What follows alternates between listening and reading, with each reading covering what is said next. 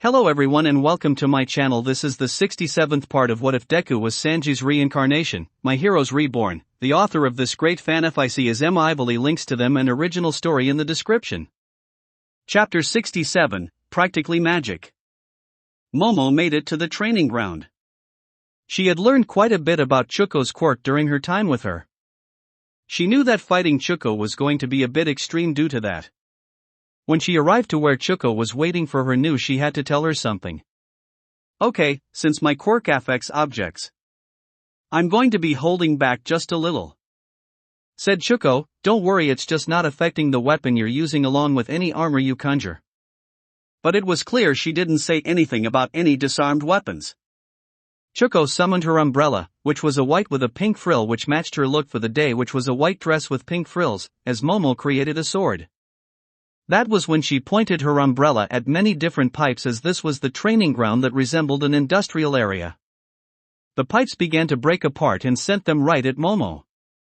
Momo batted them away with her sword.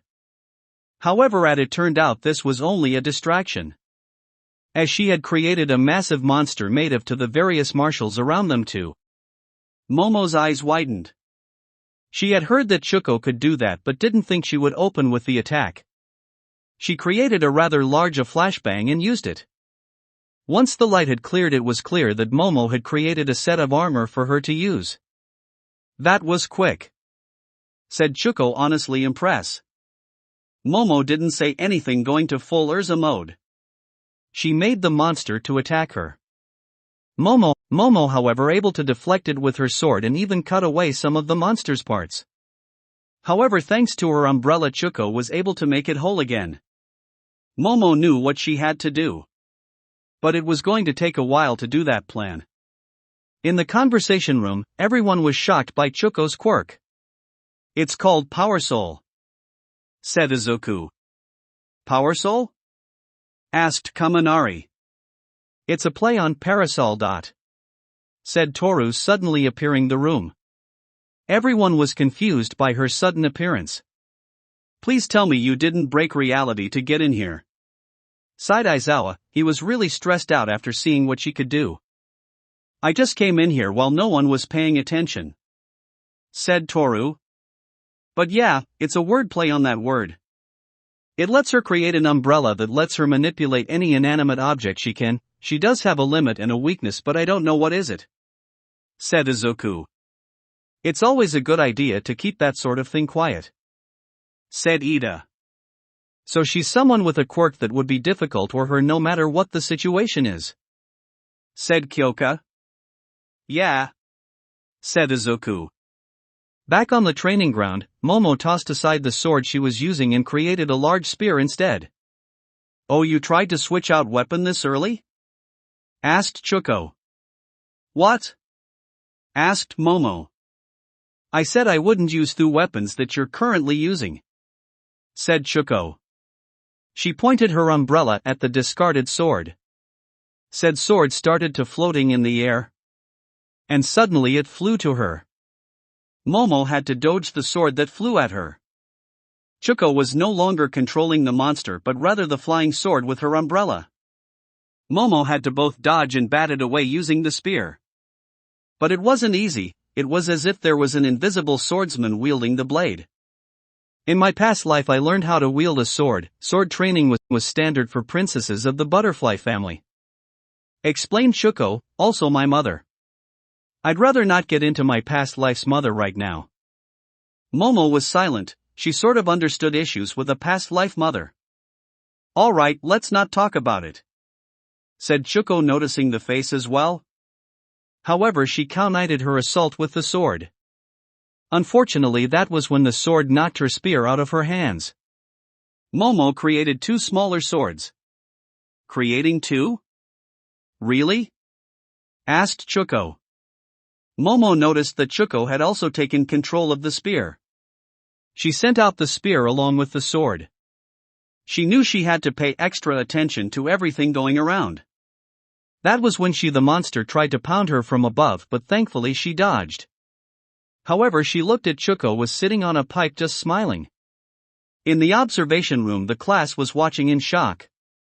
Not because of the fight itself but the skill and talent that Chuko was showing off. None of them had heard of Lady Soul until Momo had interned with her. She was featured on that morning show where she did troll the hosts, but other than that none of them had even heard of her beyond those things. Why the fuck isn't her rank higher? Yelled Katsuki. Politics, said Aiko from one of devices, though no one was sure which was activated. What? Asked everyone. It involves a commission bigwig and his trophy wife and something stupid she did back before she broke away from being a sidekick. Said Aiko, because of that she'll never breach the top 100. Okay, that's just scary. Said Achiko. Not really, it actually stemmed from something from junior high and Chuko was the one at fault. Said Aiko, thanks to her past life she knows politics and that it makes sense that she wouldn't be popular after that, though she is expecting to breach the top 50 once they get a divorce. There was an awkward silence in the room. Moral of the story, kids, don't piss off the commission even if it's just vengeful spouses. Said Aiko. Aizawa just sighed. He didn't want them to learn this stuff until later, but of course something like this had to happen. But due to the rest of this fight and what would happen in the last two reassessments, then it would be fine. Back in the training ground, Momo knew she had to use her plan. She knew she didn't need to win and the point of it was to push her to her limits. But it was still very difficult. And this fight really was pushing her. She sighed and knew what she had to do. Like she realized it wasn't to win or lose. That was when she dropped her swords. She ended up creating a staff, but didn't kick it up. She created several knives, as well as a few more sword and a chakram. What are you doing? Asked Chuko. The point of this is to push me to my limits so that the school knows what I'm capable of. Said Momo. Oh, of course, that does make sense. Said Chuko. She lifted the other weapons with her umbrella. Momo held the sword that she was using tightly. Back in the observation room everyone was confused at what just happened.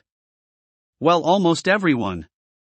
Didn't you forget the point of this is to see what our limits are? Asked Katsuki. That is a good point.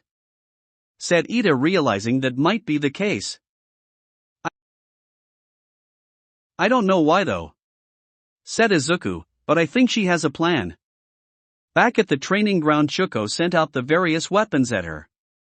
Momo dodged or batted away all of them. Well, more of them. Thankfully the armor did help out quite a bit. It also didn't help that the monster she created was still trying to harm her. She had to dodge as the monster tries to punch her, and then batted away the various knives. Are you close to giving up? Asked Chuko, stepping towards her, or do you need more? Actually, I'm thinking about ending it now. Said Momo. Really, but I don't think you're giving up. Said Chuko. However, she wasn't expecting Momo to run towards her and slice her umbrella clear in half. There was a bright flash of light that was mixed with pink. The thing about her umbrella was that there were two rather severe weaknesses.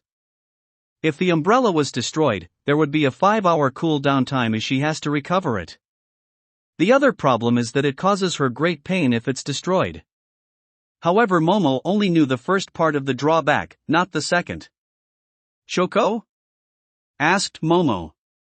Sorry, I never told you about the other aspect of my drawback. Said Chuko, if it's destroyed it also causes me great pain, but I'm fine.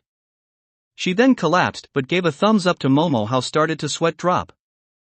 In the observation room it was clear it was another win for the student. Deku, it's your turn. Said Katsuki. Oh right. Said Izuku. Izuku ran out of the room ready for his match. In the room with Hibiki and All Might. Chuko just got beaten. Said Aiko. Really?